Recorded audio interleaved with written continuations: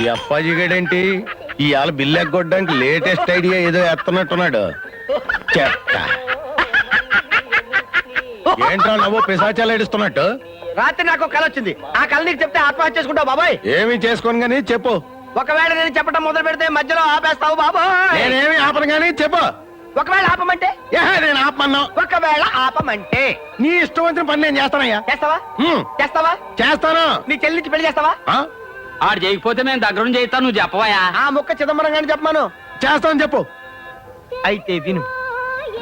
రాత్రి కల్లో మీ నాన్న పందులు తోలుకుంటూ కనిపించాడు. మీ అమ్మ ఊర కుక్క లాంటి నిన్ను, గిన్నెకోడి లాంటి మీ చెల్లిని కని పెంచలేక వీధుల్లో అమ్మా అమ్మా అని అడుక్కుతుంటుంది. అప్పుడు మురుక్కుంటల్లోను పెంట కుప్పల మీద గజ్జి కుక్కలా తిరిగాయి నీకు మీ నాన్న రంబలాంటి అమ్మాయినికి పెళ్లి చేశాడు. శోభనం రోజు రాత్రి నలుగురు రాక్షసులు నీ పెళ్ళాన్ని ఎత్తుకుపోయి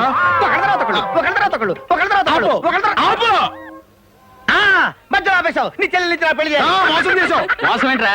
నీకు అమ్మాజీకి దగ్గరుండి మేం చేస్తాం పెళ్లి. ఒరే దండలు అడగండి రా. ఇదిగోండి దండలు. దండలు మార్చుకోండి. అలాగే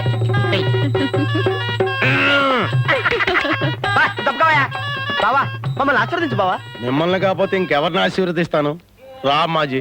అన్నయ్య, నీకు ఈ జన్మలో పెళ్ళవుతుందని అనుకోలేదు, అయినా బాధగా ఉంది. బాధెందుకు బావా? నా చెల్లికి చిన్నప్పుడే పెళ్ళయింది, కానీ పెళ్ళైన రెండో రోజునే దేవుడు లారీ రూపంలో వచ్చి దీని మొగుడిని ఎత్తుకుపోయాడు. అరగంట క్రితం వరకు నా చెల్లి విడో. మామూలు విడో కాదు బావా, యంగ్ విడో. మొగుడు పోయిన మూడో రోజునే నలుగురు దుర్మార్గులు దీన్ని తీసుకుపోయి మానభంగం చేసేశారు.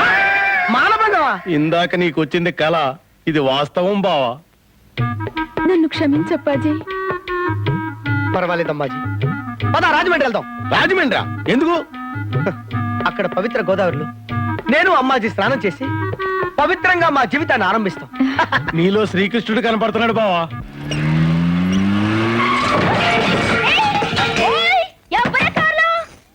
అరే నువ్వా? పోయి రాజా ఇల్లెక్కడ? ఎందుకంట మాట్లాడాలి? దేనికంట?